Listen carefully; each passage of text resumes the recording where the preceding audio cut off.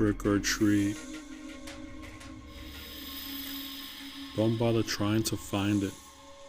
You won't find anything about the name of the town or what happened here. This manuscript will be found long after the events that transpired in this place. But I hope against everything else that you're someone in a position of power. I pray to God Himself that you can prevent this from ever happening again. But I don't want to give you too much credit. Like me, you are only a human after all. They are not. They've been around for a very, very long time. Fat chance, really. You probably don't want that responsibility. And even if you did take it upon your shoulders to track them down, you can't single-handedly stop the children. Their manipulators are not on the grid. Whoever engineered this is in control of the world on a very disturbing level. This is what I want you to do. Read these pages, if they're still legible. Take what you will from them. Don't go on a wild goose chase and realize that when you find this book, it will not be in the place where I left it. They'll move it somewhere else to deceive you. I've left my mark on a tree there. Only then, when you see my name, you will know this is the place. You may have even heard of it in the history books, but be assured, any rumors on Wikipedia or Google pages that you pull up will be guesswork at best. None of them are even close to the truth. When you find the place, there may already be another town just like it. That's what I'm trying to stop. If we're not successful, then just realize, above all things, that evil exists.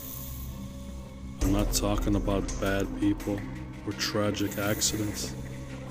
I'm talking real, intelligent, ancient evil. It is calculated, and it is always one step ahead of you. Should you decide to take my place and become the paragon to prevent the corruption of the hearts and minds of children, I thank you in advance. I told you that I'm human. I lied. I used to be, before All Hallows Eve on that fateful night. I've been alive since then, far longer than any human being. And the reason is because I love children. I've always loved them in their purity and their innocence. That's why I was taken in by their ruse. That's why I'm finally decided to put all this down, centuries later. I won't be here much longer. Someone has to take up the burden. I've waited until I saw them return. They'll be back this year. They're planning the same thing again. I can't stop them. Again, I can't expect that much from you, but I'm only giving you all this so you'll believe me. I have to be believable.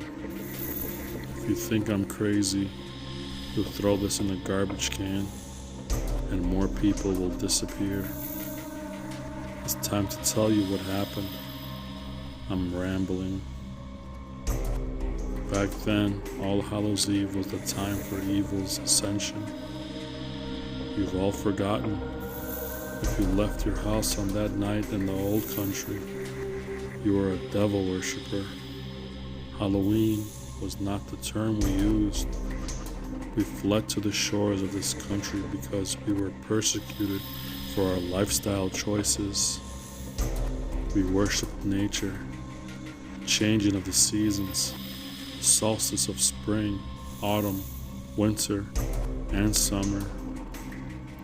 In the purest sense of the word, we were druids. Our names in ancients were English, but we were servants of the earth. We were some of the first who celebrated as a holiday.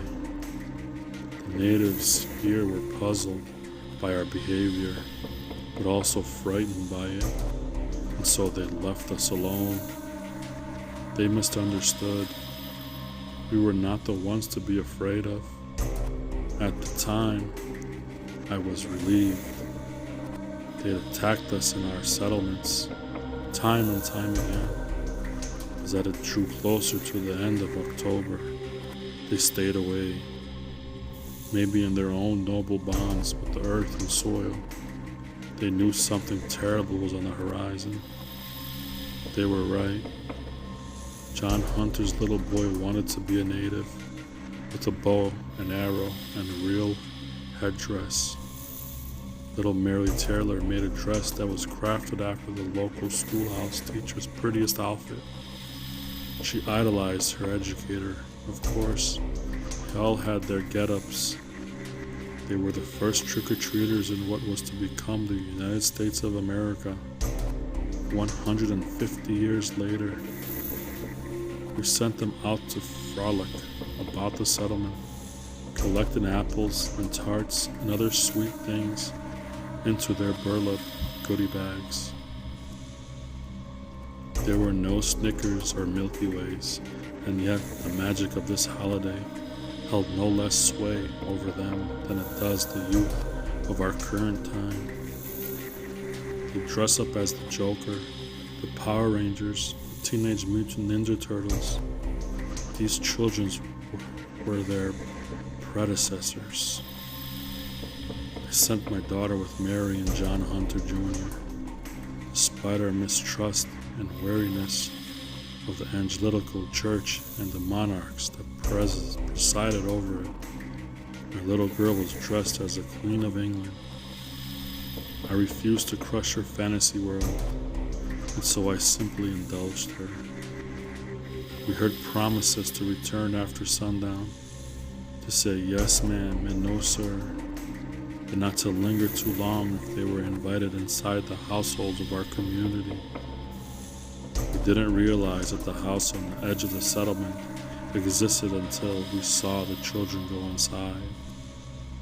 There were no lanterns or sources of light in the windows, no fire or harvest dolls on the outside of the dwelling. As we sat in the middle of the town hall, imbibing in the pleasures of distilled moonshine, none of you will ever make it as potent as we did in those days. Amongst our breath, we watched our young ones gravitate across the middle of our town to the foreboding household that had seemingly been constructed overnight. When we gazed upon it, it seemed as though the place were shimmering. It pained my vision to look upon the building, as if my senses were being forced and propelled in another direction. Such a thing is difficult to put into words, but I seemed to be the only one who realized that our kids were all headed to the same place. When I questioned John Hunter as if something were odd about their actions, he stared at me as if I were insane. "What do you mean?" he asked. "There's no house there. They're going to play by the stockades." The sun had set by that point. As I said before, none of them were concerned. The natives hadn't shown up for weeks. I decided to walk to the phantom dwelling that only I and the children could see, to peer inside and see what these new settlers were, and why it called to the youths as if it were a black hole in a sea of stars. I tried to stand outside, to look through the window. When I saw what was happening, it was too late. I breached the doorway with my buck knife drawn. There was nothing about the things inside that I could harm with a weapon. There's something deep inside of us, something embedded within the human spirit that's perfectly aware when we encounter something truly terrible. Fear, horror, evil, revulsion.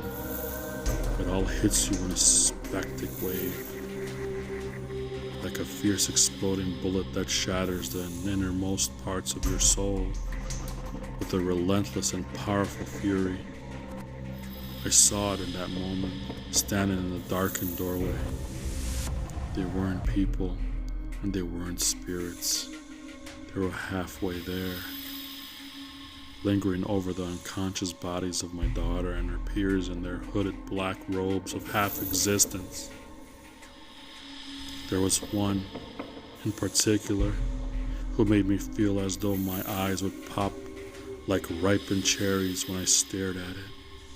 It was the leader, the source of that tug, that pull, and it was slowly fading, disappearing like a gaseous black cloud of death through my little girl's nostrils and mouth.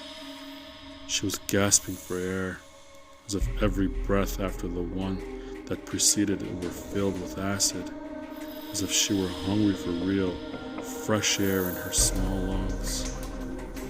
With every breath, the figure faded deeper into her, along with the rest of them.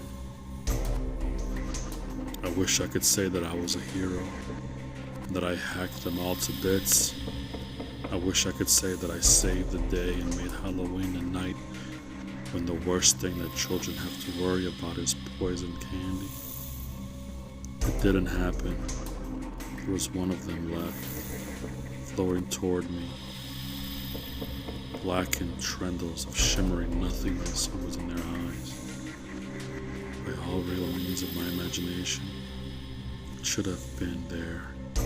It shouldn't have been there, I said to myself. But it was, and soon it was going inside of me. The last thing I saw, their little feet scurrying out of the phantom house and into the town. I felt that something terrible was about to happen. I had no idea. Everything went black, and then I was outside of myself. I was conscious, observing my feet, my hands, doing things beyond my own scope of physical control. They led me and our children into our meeting hall, where of course the kids were embraced by the open, loving arms of their parents. I witnessed the betrayal, the brutal moments in which the truth instilled by the love for family and offspring would transform into a cause for the destruction of our village. They absorbed them. There's no better objective for what happened. One moment they were there, and seconds later they were nothing but dark essence, filtering through the eyes and noses and mouths of their devil children. It was over in minutes. A night that should have been a celebration of nature, of the seasons, had turned into the end of everything that we knew and loved here on our Loom land. I started to fight it. The kids knew. The moment I began to resist, to try and reclaim my limbs and mind from the corrupting influence within, their heads snapped back from their feast of souls to survey me in my struggle. My daughter's eyes were sunken, black pools of the abyss, devoid of any emotion, any semblance of the bright-eyed stare she once held for me in all her love and adoration for Father. I missed that the most, really. The way she'd run to me when I came from the fields every evening as the sun went down. I lived for that. What reason do I have to live now, other than to find her and stop them? I'm incapable.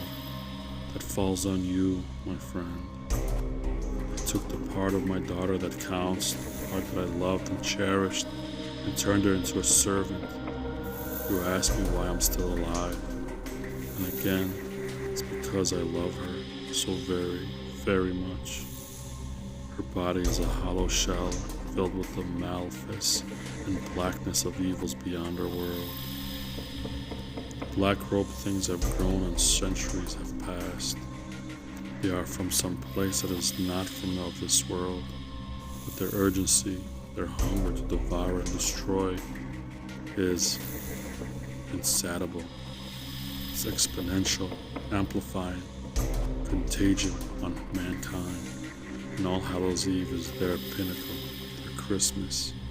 I've done my best to warn them throughout history, to leave my mark in places where their desolation has left nothing but dust on the wind and empty houses. A deserted football field in Texas, a card room in the back of a nightclub in Chicago, right under the nose of civilization. On Oak Island, North Carolina, for John Rolfe found it in the aftermath. The thing that I expelled through sheer force of will alone has left me with an unusually long and empty life, devoid of anything but my desire for revenge. I have failed. I'm pleading with you. October 31st is not long away. A little girl, or what's left of her, is going to lead them to the same place. It's been refounded, except now it hums with sport utility vehicles and cell phones.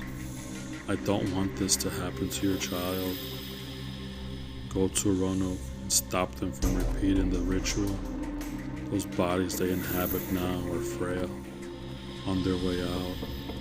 It's been almost 500 years. They'll need new ones on this Halloween. Look for a building that appears as though it shouldn't be there. It'll be across from that very tree where I signed my name, where I made my mark. I changed my title, named myself after the tribe of natives who knew it was coming, who perhaps tried to warn us. For some reason, we failed to heed or recognize their warnings. They were more closely attuned to the earth than us, and yet they were still wiped out eventually.